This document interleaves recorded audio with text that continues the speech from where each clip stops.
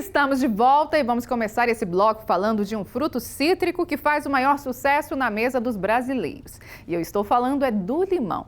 Eu fui até a Badia de Goiás para conhecer um pomar e um produtor de cítrico que cultiva o fruto há mais de 30 anos. O seu Hélito contou todos os detalhes dessa produção e o porquê apostou neste negócio. Acompanhe todos os detalhes aí na reportagem. A produção de limão tem conquistado muitos produtores espalhados pelo mundo.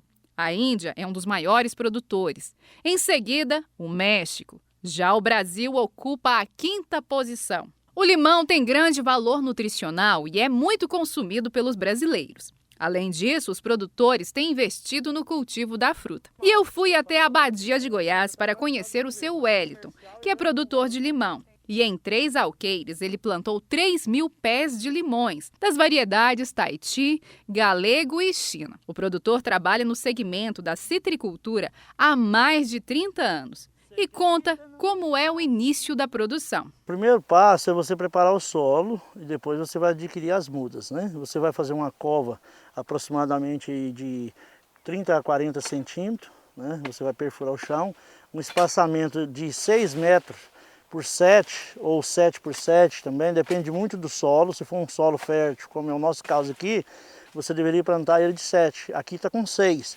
mas ele fecha muito. 6 entre plantas ou entre linhas? 6 por 6, todos os sentidos é 6. Mas se for uma terra fértil, se fosse hoje eu plantaria com 7, embora vai morrendo alguns pés. Mas eu planto aqui muita planta consorciada, por exemplo, enquanto eu planto o limão que ele está pequenininho, a muda, eu planto a abobrinha no meio, eu planto às vezes uma vagem, e vou mantendo ela. Agora você tem que ter um cuidado com o limão, na hora de limpar o próprio pé dela, você não deixar um enxado, por exemplo, bater no pé dela, porque se você ferir a planta pode gerar alguma doença. Segundo o produtor, a adubação é feita de 15 em 15 dias ou de 30 em 30 dias. Mas como as dificuldades são enormes, o trabalho é muito grande, às vezes você acaba passando desse período. Aí você planta, você tem que fazer uma adubação. A adubação, ela sempre, em todas as plantas, você tem que abranger as raízes finas. Porque toda planta ela alimenta da raiz fina, então você não precisa jogar lá no pé o adubo, seja químico ou orgânico. É interessante você jogar no bojo da planta, porque elas alimentam das raízes finas. Então, tanto a pequena, na medida que ela vai crescendo, você pode também aumentar a dosagem de adubo ou de esterco na planta, né? Ela novinha você vai pôr aí, cerca de 100 gramas, quando ela cresce você vai aumentando. E ela é como a gente, precisa de alimentar todo o tempo. Então é melhor você colocar o adubo orgânico quando você está formando num período de intervalo menor, do que você colocar muito adubo de uma vez só. Essa adubação que o senhor falou a cada 15, 30 dias é feita durante a vida toda de um pé de limão? Sim, no meu caso aqui, toda a vida ela precisa ser feita. No meu caso aqui tem muito tempo que eu não faço devido ao meu sistema, né? Eu uso o próprio mato para estar adubando, né? Uma adubação orgânica. Uma adubação orgânica, aqui eu não uso adubo químico, né? Não, tem muitos anos que eu não falo em adubo químico. Com certeza, se eu usar o adubo químico ou que seja o adubo orgânico, eu vou ter uma produção bem mais acelerada, né? Entendi. Bem melhor. Para que tenha boa produtividade, tem alguns pontos que o citricultor não descuida. Está sempre atento, que é em relação às doenças e pragas que podem comprometer a produção. As doenças mais comuns são ácaro, chamado ácaro da falsa ferrugem. Você combate ele, se for organicamente, há um estudo pela Embrapa que é através do milho. O pendão do milho ajuda a combater o ácaro. Mas como a gente não dá conta de fazer tudo, aqui mesmo você pode observar que está abortando, né? Foi um aborto de excesso de ácaro. Aí aqui nós temos outra doença, aqui você vai usar um remédio acaricida, né? Nós temos alguns nomes, não vou passar por questão de ética, mas aqui ó, tem uma outra doença chamada cumargina, que é essa borra preta que às vezes acontece de dar, né? E isso aqui prejudica muito o pomar e também a comercialização dele. E isso aqui você também tem um inseticida apropriado para ele. E existe um outro processo, esse que é muito interessante. Até me lembrei aqui, por exemplo, um pé adulto como esse aqui, ó, você pode observar que ele tem alguns abortos, né? Ele tem alguns abortos. Isso aqui você usa um produto, um acaricida para tirar o ácaro. Você vê esse limãozinho aqui, por exemplo, ó, ele está morto, o tamanho dele. Esses aqui escaparam. Agora, um segredo para você dar uma higiene nele, você bate 20% de ureia na água e você combate ele. Essas folhas velhas vão cair. Isso você vai fazer num período que ele começa a terminar a chuva, para que o que acontece? A planta vai pensar que ela caiu as folhas, ela vai cair a folha todinha, vai limpar o pé. Aí fica mais fácil você fazer o manejo. E aí a planta vai entender que ela está precisando florar. Aí vem a planta que você colhe no intervalo da safra, que é mês de agosto, setembro, que o limão tem um valor melhor. Entendi. Se você bater o inseticida. Agora, a ureia, no caso, né? Só que você tem que bater ela sozinho.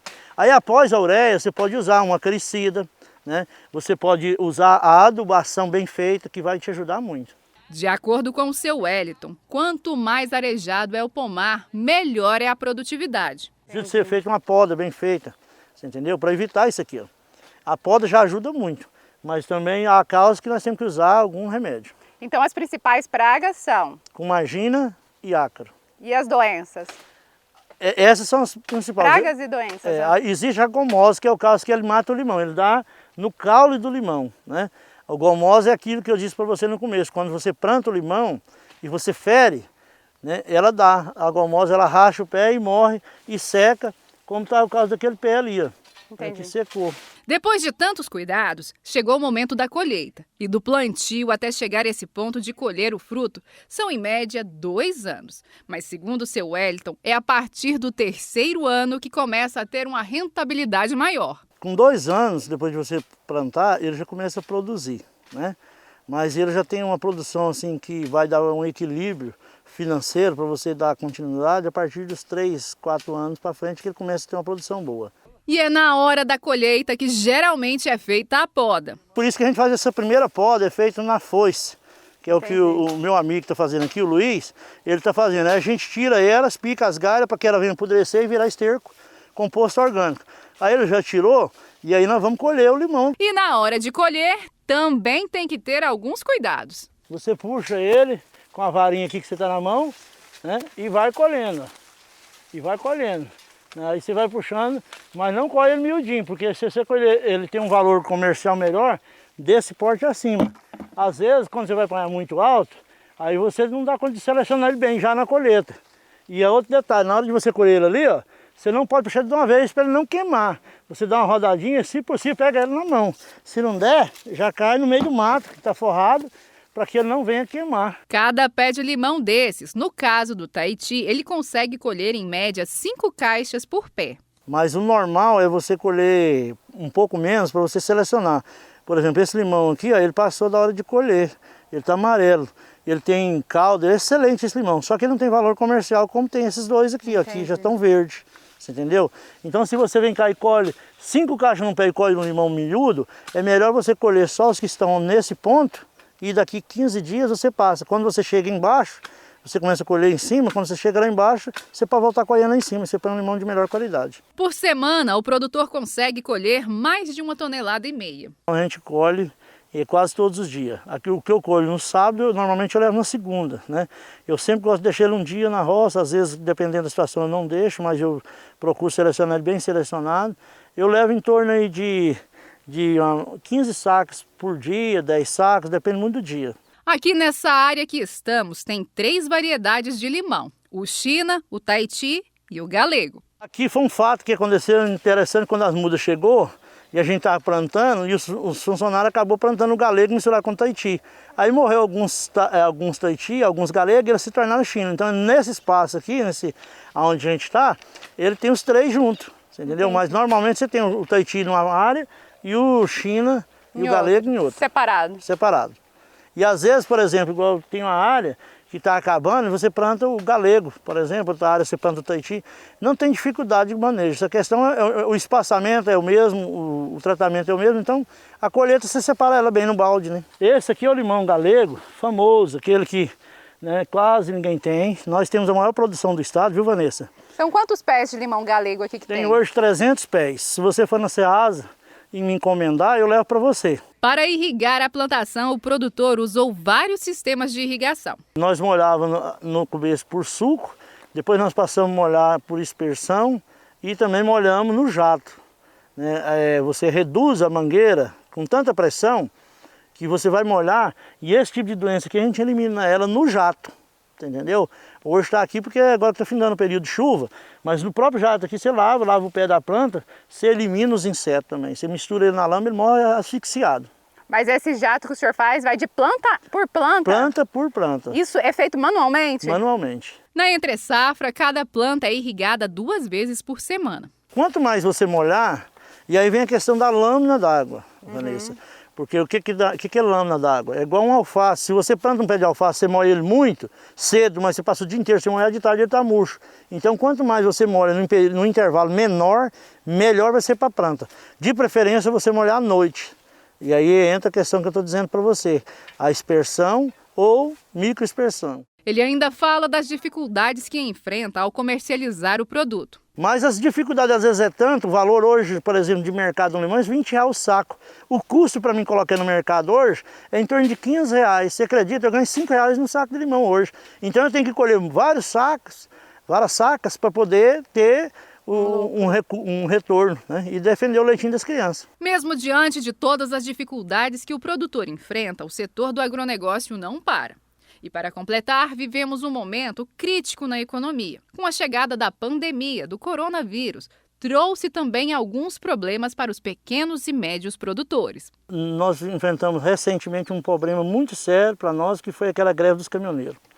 O país parou com aquela situação e agora vem o coronavírus. Hoje não parou, não foi só o Brasil, parou o mundo inteiro. Todo mundo está vindo aí, é uma situação difícil, a gente torce para que esse problema seja solucionado, mas o mercado está muito ruim, esfriou muito. Existem algumas situações que estão afetando tanto que há assim, uma expectativa de uma redução de produção significativa, porque o produtor ele já vem sofrendo, ele não está aguentando. Se as entidades públicas, os governos não se atentar para essa situação, ajudando o pequeno produtor, vai haver uma desistência muito grande. E olha só, a produção de hoje foi farta, as caixas estão cheias. Nós vamos finalizar a conversa, então? Bora! Então preste bem atenção. Está aqui na Badia de Goiás um produtor de limão. É amigo do povo, é amigo do povão. Vamos embora para casa comer um arroz juntinho com feijão e o suco do limão. Tchá, tchá, tchá, tchá, tchá. É tchê, tchê, tchê, tchê, tchê. E é como se diz o velho ditado, de um limão... a limonada. Exatamente, vamos que vamos.